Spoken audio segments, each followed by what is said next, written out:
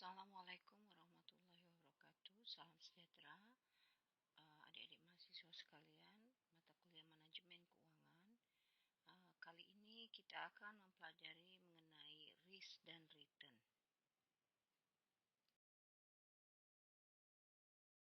Baiklah, kita masuk ke konsep dasar dari risk dan return terlebih dahulu. Jadi sebetulnya yang namanya risk dan return itu perlu adanya balancing. Nah, tetapi di dalam ada beberapa pepatah lama di dalam manajemen keuangan bahwa high risk, high return, low risk, low return. Jadi bila Anda menginginkan tingkat pengembalian yang tinggi, maka Anda harus mengalami yang namanya tingkat risiko yang tinggi pula. Bila Anda menginginkan tingkat pengembalian yang rendah, maka tingkat risiko yang akan Anda hadapi itu akan rendah pula. Baik, kita mulai dulu terhadap dua aspek yang perlu dipertimbangkan oleh manajemen perusahaan atau manajemen keuangan dalam pengambilan keputusan di dalam perusahaan atau organisasi. Yang pertama yang perlu dipertimbangkan itu adalah tingkat pengembalian atau return. Yang kedua itu adalah risiko atau risk dari setiap keputusan keuangan tersebut.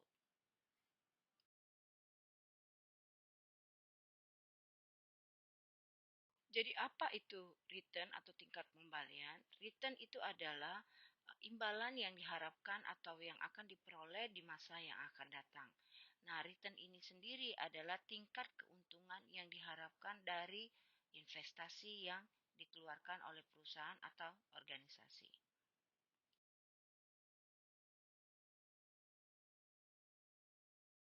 Sedangkan resiko itu sendiri adalah kemungkinan terjadinya hasil yang tidak diinginkan atau berlawanan dari hal-hal yang kita inginkan atau return yang kita inginkan. Nah, resiko ini sendiri itu adalah kemungkinan terjadinya penyimpangan dari rata-rata dari tingkat pengembalian yang kita harapkan yang dapat diukur dari standar deviasi dengan menggunakan statistik.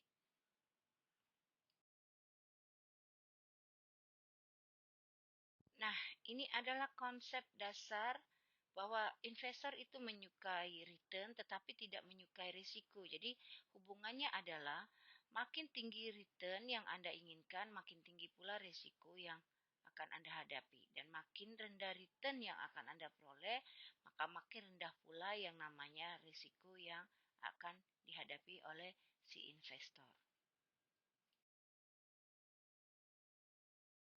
Nah, sekarang hubungan risiko dengan return yang diharapkan. Jadi, hubungan antara risiko dan return yang diharapkan itu merupakan hubungan yang bersifat searah atau linear. Jadi, seperti yang diungkapkan sebelumnya, itu adalah semakin besar risiko suatu aset, maka semakin besar pula tingkat pengembalian yang diharapkan atas aset tersebut dan sebaliknya. Jadi sebetulnya yang namanya seluruh aset keuangan atau seluruh aset yang diinvestasikan itu diharapkan akan menghasilkan yang namanya arus kas. Nah, tingkat risiko suatu aset atau suatu investasi akan dinilai berdasarkan atas tingkat risiko arus kas yang dihasilkan dari aset tersebut.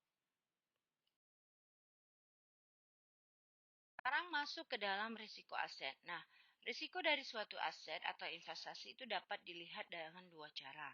Yang pertama itu adalah dalam basis berdiri sendiri atau on a standalone basis. Atau juga disebut dengan risiko tunggal. Nah, ada juga risiko dalam konteksnya portofolio. Jadi dalam konteks in a portfolio konteks atau yang disebut juga risiko aset atau investasi dalam suatu portofolio aset.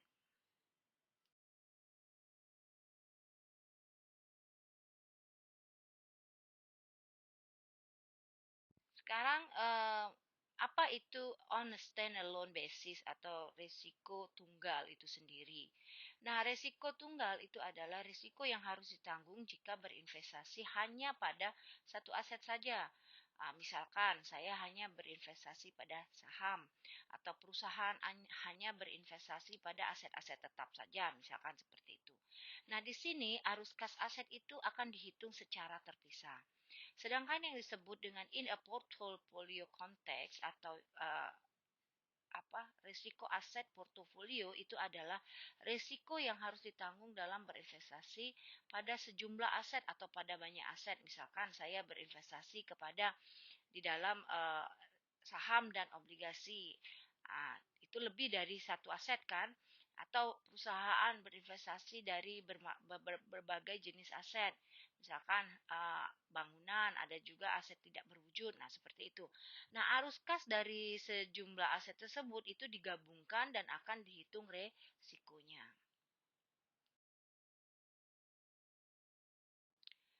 Baiklah, resiko portofolio itu dibedakan dalam beberapa jenis. Yang pertama adalah resiko sistematis atau risiko pasar atau risiko umum atau juga disebut dengan market risk. Nah, risiko sistematis ini adalah risiko yang terkait dengan perubahan yang terjadi di pasar dan mempengaruhi seluruh saham yang ada di pasar. Misalkan adalah risiko yang terjadinya COVID-19 sekarang ini. Nah, itu akan mempengaruhi semua aspek yang ada di pasar saham atau pasar aset-aset yang diinvestasikan. Sedangkan yang kedua itu adalah risiko unsistematik atau risiko tidak sistematis atau risiko spesifik atau juga disebut dengan risiko diversifiable risk. Nah, risiko ini terkait dengan perubahan kondisi mikro perusahaan dan bisa diminimalkan dengan melakukan diversifikasi. Misalkan perusahaan berinvestasi pada aset tetap. Nah, pada waktu tertentu ini mengalami perubahan. Nah, risiko ini dapat diminimalkan atau dapat diminimalisasi atau dikecilkan oleh perusahaan dengan melakukan beberapa analisis dan dengan melakukan beberapa perubahan-perubahan atau kebijakan dari perusahaan tersebut. Sekarang apa itu diversifiable risk atau juga risiko tidak sistematis atau risiko spesifik? Risiko ini adalah risiko yang disebabkan oleh kejadian-kejadian random seperti misalnya mogok kerja, sukses atau gagalnya marketing program, seperti itu. Atau misalnya seperti pada kasus Jiwasraya, nah itu adalah risiko-risiko yang terjadi secara spesifik atau resiko yang tidak sistematis. Nah, efeknya ini sendiri dari resiko ini biasanya terhadap portofolio itu bisa dihilangkan dengan diversifikasi atau bukan dihilangkan tetapi diminimalisasi. Sedangkan yang disebut juga dengan market risk atau risiko sistematis itu adalah risiko-risiko yang disebabkan oleh faktor-faktor yang mempengaruhi hampir semua perusahaan seperti misalnya inflasi, naiknya harga BBM, perang, resesi, konflik, ataupun seperti saat ini COVID-19 era yang menyebabkan semua aspek di dalam perusahaan itu dipengaruhi dan semua jenis atau tipe bisnis itu akan dipengaruhi oleh resiko ini. Baiklah, sekarang kita mulai dengan return aset tunggal dan resiko tunggal. Baiklah, kita mulai dengan return aset tunggal. Jadi, yang namanya return investasi itu terdiri dari dua komponen utama. Yang pertama itu adalah yield. Yield ini adalah komponen return yang mencerminkan aliran kas atau pendapatan yang diperoleh secara periodik dari suatu investasi atau aset itu sendiri. Yang kedua itu adalah capital gain atau loss, di mana capital gain atau loss itu adalah komponen return yang merupakan kenaikan ataupun penurunan dari suatu harga dalam investasi pada surat berharga, bisa jadi saham, bisa jadi surat hutang jangka panjang atau obligasi yang bisa memberikan keuntungan ataupun kerugian bagi si investor atau perusahaan. Sekarang return total investasi itu sendiri dapat dihitung sebagai berikut, yaitu return itu adalah bagian dari capital gain atau capital loss ditambah dengan yield. Sedangkan untuk return capital gain atau capital loss itu adalah merupakan selisih dari harga investasi sekarang relatif dengan harga periode yang lalu. Jadi ini rumusnya Anda bisa lihat, capital gain atau capital loss sama dengan PT minus PT minus 1, PT dibagi dengan PT minus 1. Jadi maksudnya itu adalah PT itu adalah harga investasi saat ini atau sekarang. PT minus 1 itu adalah harga investasi periode yang lalu. Sekarang pengukuran resiko tunggal. Terdapat 3 cara dalam mengukur resiko tunggal atau resiko on a stand-alone risk, yaitu yang pertama, yaitu adalah return yang diharapkan atau expected return. Yang kedua itu melalui deviasi standar return. Yang ketiga itu adalah melalui koefisien variasi. Baiklah, return yang diharapkan atau expected return. Nah, return yang diharapkan atau expected return itu sendiri merupakan rata-rata tertimbang dari distribusi probabilitas, di mana rumusnya adalah R sama dengan jumlah dari RI dikali dengan PI. R itu sendiri adalah tingkat keuntungan yang diharapkan atau expected return, lalu R saja itu adalah rata-rata tertimbang kemungkinan hasil. RI itu adalah tingkat kemungkinan pada kondisi I atau periode I, dan PI itu adalah profitabilitas dengan kondisi I atau periode I. N itu sendiri adalah jumlah kemungkinan yang dihasilkan. Oke, distribusi probabilitas. Distribusi probabilitas itu sendiri adalah suatu daftar semua kemungkinan nilai beserta masing-masing probabilitas terjadinya. Semakin rapat distribusi probabilitas, itu semakin besar kemungkinan nilai return yang sebenarnya, sama dengan nilai return yang diharapkan. Oleh karena itu, semakin rapat distribusi probabilitas, maka semakin kecil pula resiko dari suatu aset atau investasi. Baiklah, ini adalah contoh soal untuk distribusi probabilitas yang diumpamakan pada produk Martin Product dan US Water. Jadi di sini ada dua jenis produk. Yang pertama itu adalah Martin Product, yang kedua adalah US Water. Nah, dari dua produk ini permintaan di tabel di baris berikutnya itu adalah permintaan akan produk perusahaan, probabilitas yang terjadi terhadap permintaan, lalu ada di kolom produknya yaitu Martin Product dan US Water. Nah, di sini dilihat dari permintaan akan produk perusahaan bisa kuat, normal, dan lemah. Sedangkan probabilitas terjadi terhadap permintaan dua produk ini adalah 0,3, 0,4, dan 0,3. Yang namanya probabilitas itu adalah selalu 1 ya, totalnya. Baiklah, kita lihat. Kalau Martin Product kalau pada kondisi kuat itu dia akan mengalami 100%, sedangkan kalau pada US Water dia akan mengalami 20% dengan probability 0,3. Sedangkan pada kondisi normal dan di mana probability-nya 0,4, maka Martin Product akan mengalami tingkat pengembalian sahamnya itu adalah sebesar 15%, dan US Water itu juga 15%. Dan pada kondisi lemah dengan tingkat probability 0,3, maka tingkat pengembalian saham untuk Martin Product itu minus 70%, sedangkan untuk US Water itu adalah 10%.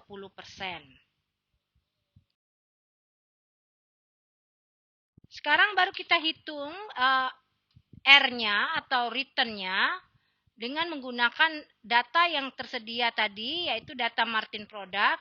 Kita akan menghitung tingkat pengembaliannya yang diharapkan dari Martin Product tersebut. Oleh karena itu rumus yang kita pakai adalah R sama dengan P1R1 ditambah P2R2 ditambah P3R3. Maka tingkat return Martin Product kalau dia berdiri sendiri itu adalah sebesar 15%. Sedangkan dengan menggunakan data US Water, kita dapat menghitung tingkat pengembalian yang diharapkan untuk produk US Water, yaitu adalah R sama dengan 15%. Jadi Kalau tadi martin product 15%, sedangkan untuk US Water juga 15% untuk return atau tingkat pengembalian yang diharapkan. Sedangkan berikut ini adalah teknik yang kedua, yaitu deviasi standar. Nah, deviasi standar ini digunakan untuk mengukur kerapatan distribusi probabilitas dengan menggunakan deviasi standar atau tau. Di mana semakin kecil deviasi standar, itu adalah semakin rapat distribusi probabilitas. Sebagai akibatnya, itu adalah semakin kecil pula resiko yang didapat dari suatu investasi atau suatu aset. Baik, ini adalah contoh deviasi standar, tetap menggunakan yang namanya probabilitas sama dengan contoh sebelumnya, yaitu 0,3, 0,4, dan 0,3. Lalu kita gunakan yang namanya rate of return martin product atau RI-nya, yaitu 100%, 15%, dan minus 75%, maka akan didapat yang namanya deviasi standar 65,84%. Apa artinya di sini? Tadi sudah kita hitung yang namanya expected return-nya untuk martin product. Nah, martin product tadi menghasilkan expected return sebesar 15%, deviasi standarnya adalah 65,84%. Artinya apa? Tingkat pengembalian yang diharapkan itu adalah sebesar 15%, tetapi resiko yang mesti dihadapi oleh si investor atau perusahaan untuk martin product ini adalah sebesar 65,84%.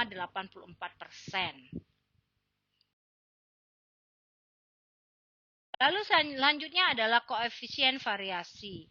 Nah, jika dua investasi memiliki ekspektasi pengembalian yang sama dengan standar deviasi yang berbeda, nah kebanyakan investor itu akan memilih standar deviasi yang lebih yang lebih rendah, sehingga resikonya dianggap lebih kecil.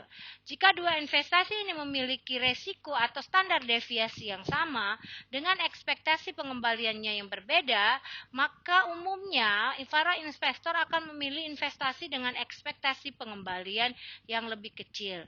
Nah, jika dua investasi salah satu memiliki ekspektasi pengembalian yang lebih tinggi tetapi investasi lainnya memiliki standar deviasi yang lebih rendah, maka kita akan menghitungnya dengan menggunakan yang namanya koefisien variasi. Nah, jadi koefisien variasi ini jika terdapat dua pilihan investasi, yaitu produk A atau investasi A dengan return yang lebih tinggi dan di investasi B memiliki deviasi standar lebih rendah, maka koefisien variasi akan menunjukkan risk per unit of return-nya dan memberikan ukuran resiko yang lebih bermakna ketika dua alternatif ini memiliki ekspektasi dengan tingkat pengembalian yang tidak sama. Oke, berikut contoh soal untuk koefisien variasi. Misalkan di sini ada dua proyek, yaitu proyek A dan proyek B. Nah, dari proyek A, return yang diharapkan itu adalah sebesar 60%. Sedangkan untuk proyek B, return yang diharapkan itu adalah sebesar 10%. Deviasi standar untuk proyek A itu adalah sebesar 15%, sedangkan deviasi standar pada proyek B itu adalah sebesar 3%. Maka dihitung koefisien variasinya itu adalah 15% atau deviasi standar dibagi dengan return yang diharapkan, maka untuk proyek A didapat koefisien variasi 0,25 dan untuk koefisien variasi proyek B itu adalah sebesar 0,3. Artinya apa? Ini menunjukkan bahwa proyek B itu memiliki atau lebih beresiko daripada proyek A. Baiklah, selanjutnya adalah investasi portofolio dan resiko portofolio. Jadi yang namanya investasi portofolio itu dilihat dari portofolio. Apa itu portofolio? Portofolio itu adalah suatu kombinasi dari dua atau lebih suatu investasi atau suatu aset yang diinvestasikan oleh investor atau perusahaan. Contoh, misalnya portofolio Tuan A itu terdiri dari saham Telkom, saham Indosat, ataupun saham Indofood. Nah, tujuan dari portofolio ini sendiri adalah meminimalisasi risiko atau meminimumkan risiko dengan cara mendiversifikasi. Jadi ada istilah bahwa di dalam investasi ini sendiri adalah don't put your eggs in one bowl.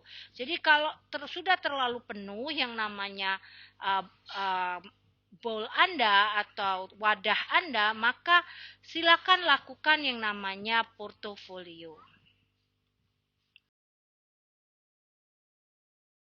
Nah, investasi portofolio ini terjadi apabila aset dalam suatu portofolio itu lebih kecil risikonya dibandingkan jika aset itu hanya dipegang secara tunggal. Nah, dari kacamata investor yang paling penting dalam suatu investasi portofolio yaitu adalah return dan risiko yang secara keseluruhan dari portofolio yang dia miliki, bukan dari masing-masing aset yang ada di dalam portofolio tersebut. Oleh karena itu, investor harus melakukan analisa bagaimana jika resiko dan return suatu aset tunggal itu dapat mempengaruhi resiko dan return portofolio di mana aset itu atau investasi itu berada atau aset itu berada. Jadi return yang diharapkan dari suatu portofolio itu sendiri adalah rata-rata tertimbang atau juga disebut dengan weighted average dari semua return yang diharapkan dari sekuritas dalam portofolio. Nah, ini rumusnya adalah return yang diharapkan dari semua aset portofolio itu sama dengan W1. W itu adalah nilai masing-masing investasi dari portofolio dikali dengan R1 ditambah dan seterusnya sampai WN RN. N itu adalah periode atau target kita. Baiklah, contoh soal ini adalah contoh soal untuk portofolio. Nah, jika membentuk portofolio senilai 100.000 US dollar dengan menginvestasikan 25.000 US dollar untuk setiap saham, maka hitunglah pengembalian return atau portofolio yang diharapkan. Nah, di sini ada 3 jenis saham, yaitu saham Microsoft, General Electric, dengan Pfizer. Nah, di masing-masing saham ini expected return atau tingkat pengembalian yang diharapkan untuk Microsoft itu adalah 12%, untuk General Electric adalah 11,5%, untuk Pfizer itu adalah 10%, untuk Coca-Cola itu sendiri adalah 9,5%. Nilai investasi masing-masing saham itu adalah sama rata, dibuat 25 US dollar, 25.000 US dollar dan 25.000 US untuk 4 investasi, karena kita tadi memiliki total investasi yaitu 100.000 US dollar. Maka return yang diharapkan dari portofolio ini akan dihasilkan adalah sebesar 10,75%. Baiklah, dilanjutkan dengan yang namanya portofolio risk atau risiko portofolio. Jadi risiko portofolio ini sendiri adalah bukan penjumlahan sederhana dari risiko sekuritas-sekuritas yang membentuk portofolio tersebut. Nah, biasanya itu diukur dengan yang namanya deviasi standar portofolio. Tetapi tidak dihitung atau dicari dengan menggunakan rata-rata tertimbang deviasi standar masing-masing sekuritas dalam portofolio. Apabila menggunakan itu berarti kita mengabaikan yang namanya korelasi antar sekuritas yang ada di dalam portofolio tersebut. Nah, korelasi ini adalah korelasi antara sekuritas-sekuritas tersebut yang dapat mempengaruhi besarnya deviasi standar pada portofolio. Selanjutnya adalah covarian. Nah, covarian ini dalam konteks manajemen portofolio itu adalah menunjukkan sejauh mana return dari dua sekuritas mempunyai kecenderungan bergerak bersama-sama.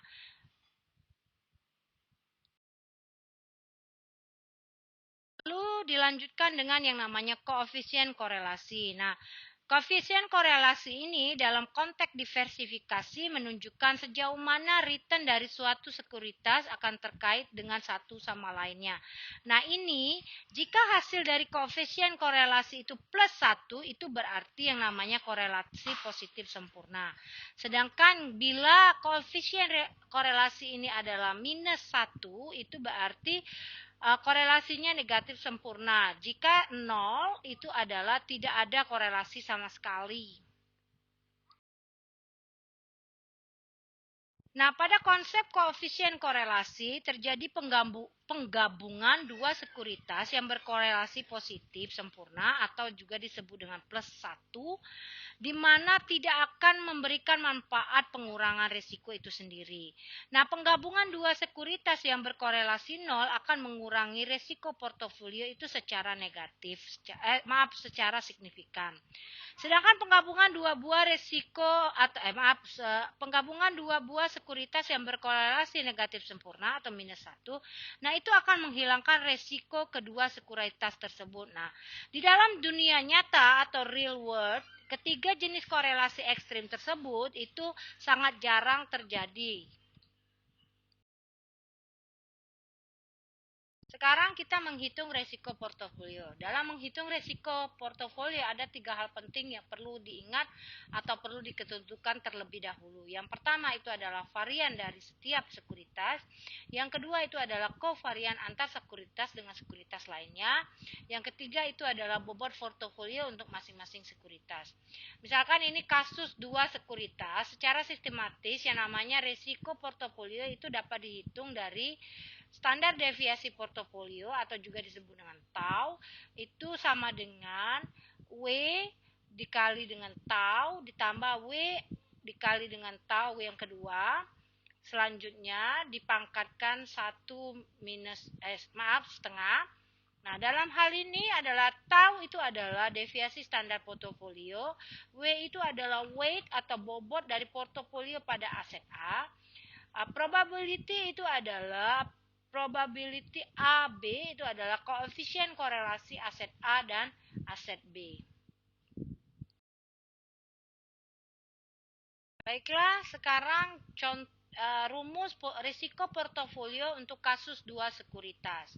Nah, rumus yang dipakai yaitu adalah tau portofolio sama dengan atau standar deviasi portofolio itu adalah sama dengan akar dari W A untuk aset A dikali dengan tau A atau standar deviasi pada aset A ditambah dan seterusnya dikali dengan probability dikali juga dengan tau A dan tau B atau tau ya. Tau portofolio atau standar deviasi portofolio sama dengan akar dari WA atau bobot dari aset A dikali dengan tau A ditambah dengan WB dikali tau B, lalu selanjutnya 2 weight untuk W atau bobot untuk aset A dikali dengan bobot ke aset B dikali dengan kovarian aset A dan aset B. Baiklah, berikut adalah contoh soal untuk risiko portofolio pada kasus 2 sekuritas. Di sini ada portofolio yang terdiri dari saham A dan saham B yang masing-masing menawarkan return untuk saham A itu sebesar 10% dan saham B itu adalah 25%. Standar deviasi atau resiko tunggal masing-masing saham itu adalah 30% untuk saham A dan 60% untuk saham B. Alokasi investor pada kedua aset tersebut masing-masing itu sebesar 50%. Nah, perhitungannya menggunakan tau atau standar deviasi portofolio, maka akan ditemukan akar 0,1125 ditambah 0,09 dikali probabilitas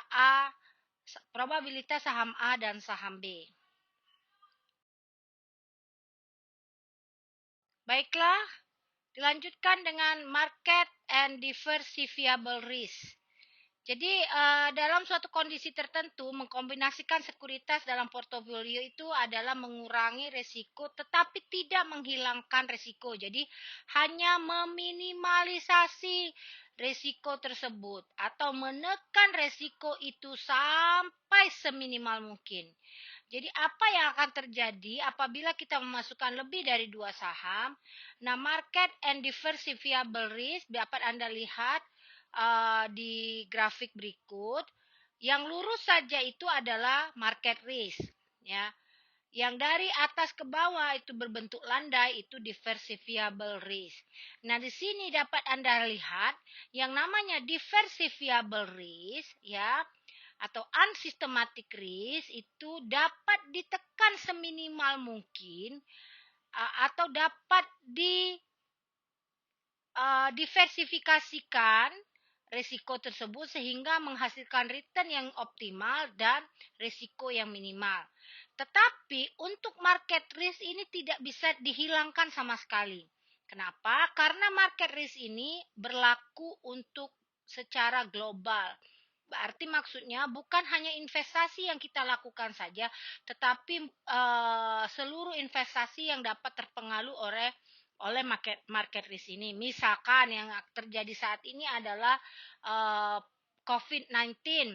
Betapa COVID-19 mempengaruhi setiap sendi ekonomi dan setiap pasar investasi yang ada di dunia ini. Bukan hanya di Indonesia, tetapi juga di Amerika, Eropa, dan semua Cina, dan semua Asia yang negara-negara Asia lainnya.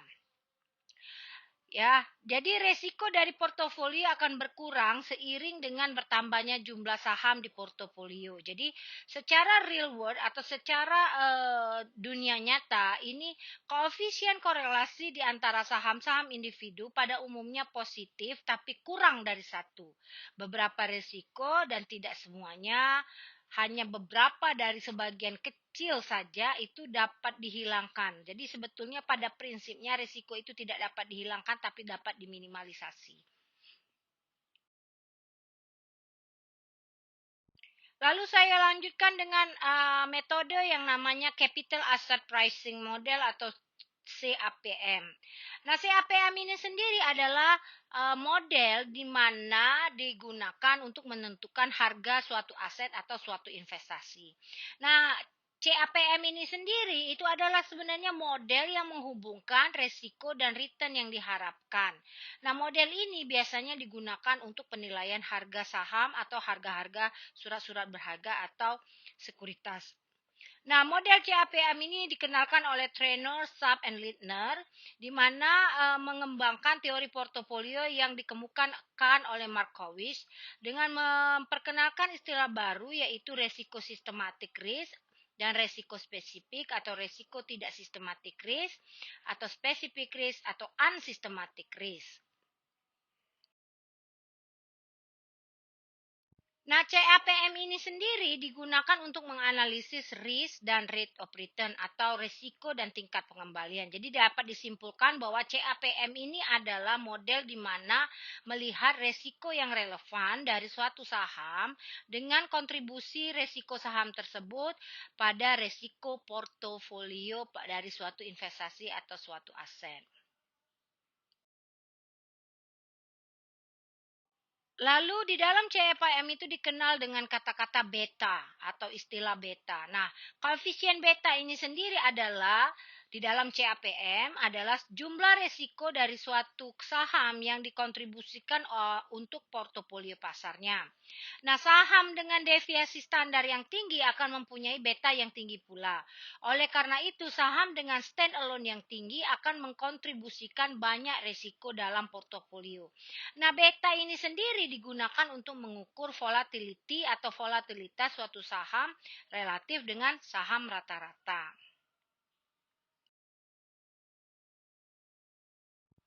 Nah, dapat dilihat di sini gambaran dari grafik beta di dalam CAPM. Ini ditunjukkan ada saham A yang mempunyai risiko pasar yang sama dengan portofolio pasar. Ada saham H mempunyai risiko pasar yang lebih besar dari portofolio pasar. Ada saham L dengan mempunyai risiko pasar yang lebih kecil dari portofolio pasar. Nah, itulah yang disebut beta di dalam CAPM.